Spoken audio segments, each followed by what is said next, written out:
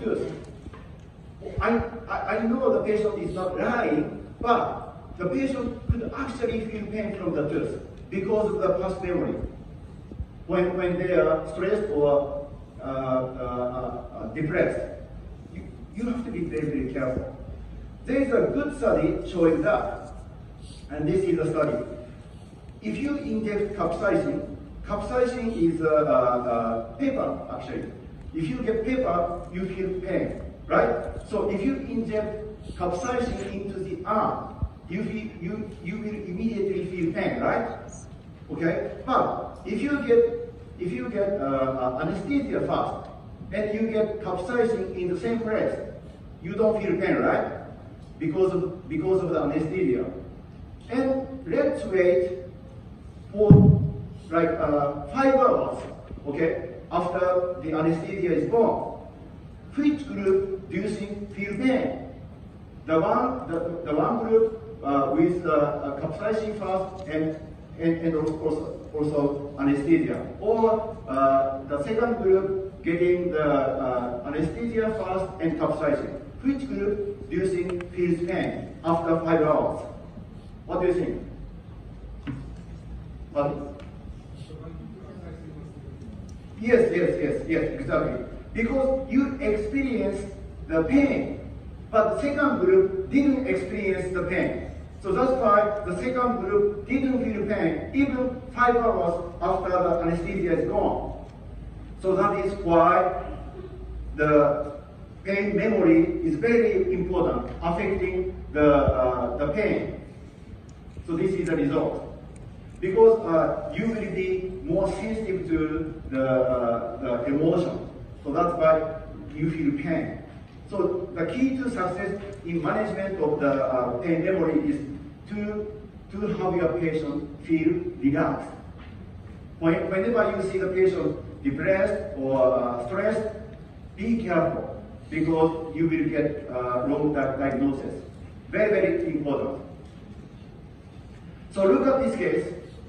So the patient comes to your office complaining about the tooth sensitive to cold or hot.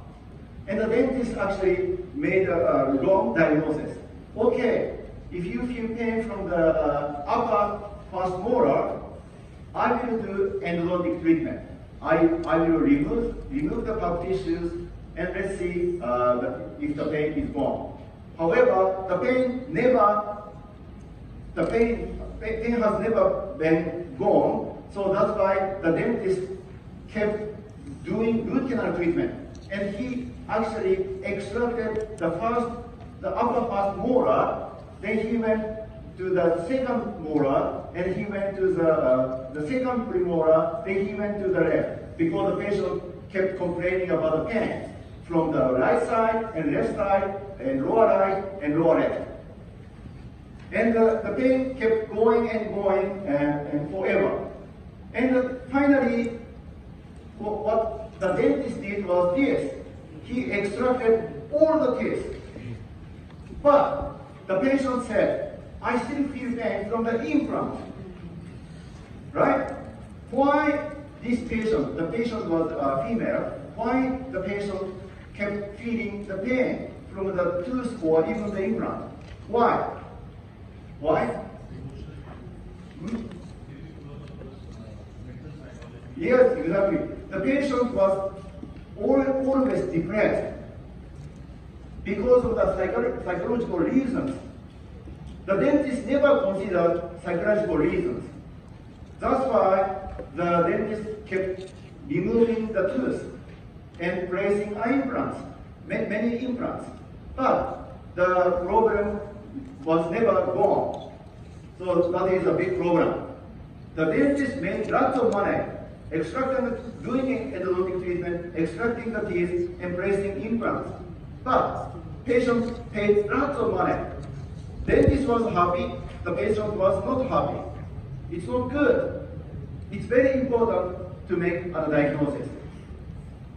Nobody, the majority of people, dentists are not interested in making diagnosis. But I consider the diagnosis the most important before you touch the tooth. Otherwise, It's okay to make money, but it's not okay for the patient. You have to always consider your patient the most important. That's why you cannot skip the diagnosis. So endodontic treatment, non-surgical treatment, microsurgical treatment will not remove phantom tooth pain from the patient who is deeply depressed or emotional stress. Always think about the patient. If the patient is depressed or emotionally stressed, if the patient is in that situation, you have to think about phantom tooth pain. So now, I want to talk about success rate in non-surgical or surgical retreatment. So if you find it odontogenic, now you are ready for endodontic treatment. But if you